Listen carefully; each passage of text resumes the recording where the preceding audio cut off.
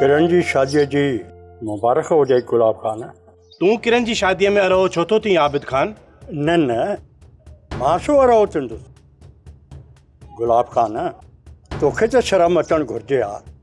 अञा इब्रार खे मुंहुं 12 महीना बि कोन थिया आहिनि ऐं तूं किरण जी शादी बि कराए छॾी। हा कराए छॾियमि पंहिंजे धीउ जी शादी।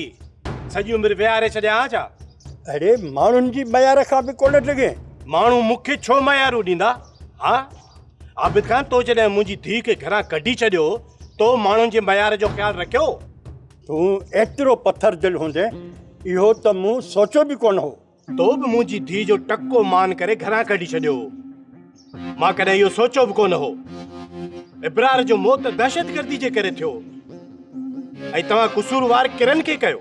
हा अञा बि तूं मूं ते थो ॾोह ॾीं आबिद खान? मूं किरण खे कसूरवार करे पुलिस जे हवाले त कोन कयो हो अदा गुलाब। करीं सां पुलिस जे हवाले? इहा बि अदा तूं पंहिंजी हसरत पूरी करी आहे। मूं तोखे झलियो त कोन हो न? मूंखे तुंहिंजे लफ़्ज़नि मां धारनि जी बू थी अचे। ईअं नाहे ॻाल्हाइबो गुलाब खान जीअं तूं ॻाल्हाए रहियो आहीं। अरे मां त तुंहिंजो वॾो भाउ आहियां, वॾो। असुल ठाहे छॾियो अथई पंहिंजे भाउ खे। ना ई तूं मुंहिंजो भाउ।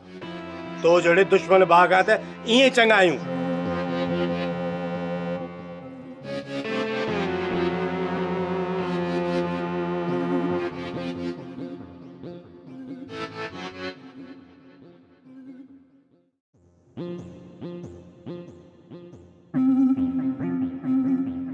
न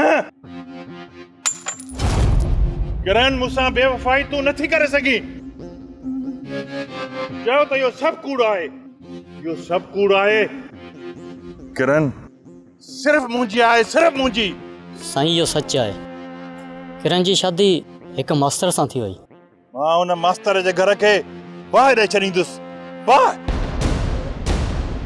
किरण तूं हीअं छो कयो? छो कयो किरण?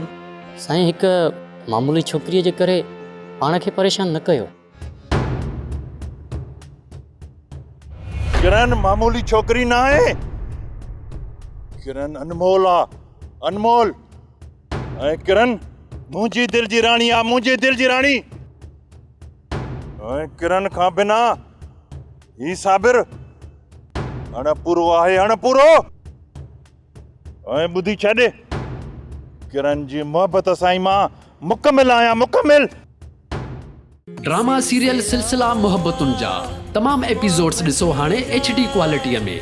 विज़िट करियो असांजो YouTube channel Sindh TV HD drama. Subscribe कयो असांजो official YouTube channel Sindh TV HD drama ऐं वधीक अपडेट लाइ बेल आइकन खे क्लिक करियो।